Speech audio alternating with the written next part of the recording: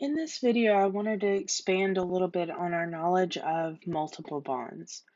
So if you remember, multiple bonds are bonds where we have more than one bonding pair between two atoms.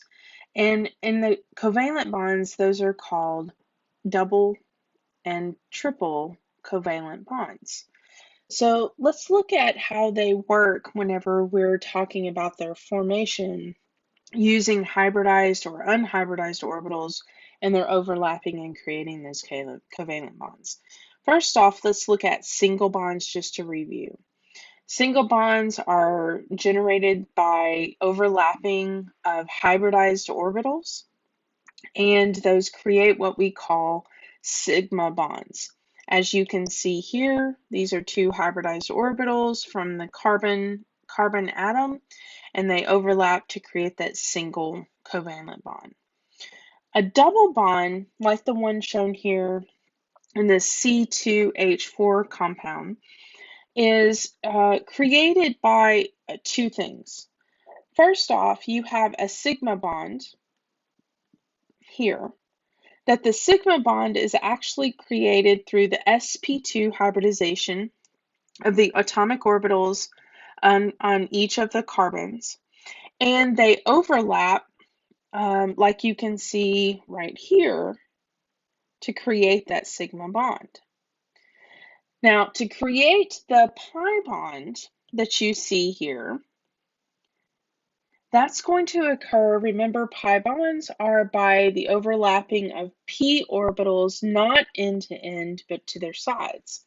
And so if you look at this p orbital here versus here, there's two sets of p orbitals, each on different atoms. They are going to overlap in order to create that single pi bond. And so you'll see that that overlap is right here, and they're showing this as a long kind of colored in overlap, each on both sides. However, note that that is considered only one pi bond.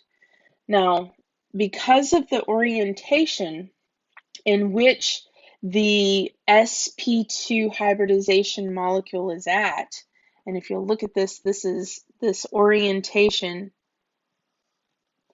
along that central atom. These guys are within the same plane. And so for them to be oriented to create that pi bond, it can only be oriented in that plane. Otherwise, that pi bond will not occur because the two p orbitals that are overlapping will not be next to one another or adjacent to one another. So double bonds, because of that orientation limitation, are somewhat rigid and cannot rotate about the double bond in order to create that pi bond. So you cannot do that. For triple bonds, like the bond shown in this molecule of C2H2 that you see right here, the sigma bond, the first bond that's created in that molecule, is through an sp hybridization, and it will create that sigma bond through the overlapping of those hybridized orbitals. However, the other two pi bonds within that triple bond are created through unhybridized p orbitals, and it will be two sets of them, and that'll create your two pi bonds. Now, this orientation where you're overlapping these sets with one another and then these sets with one another makes it where you could technically, even if you rotated the molecule about the axis, the triple bond axis, you would still be able to put another p orbital next to one another to be adjacent. So because of that non-rigidity or flexibility and orientation about the triple bond axis, you can actually rotate about that axis, which is pretty neat.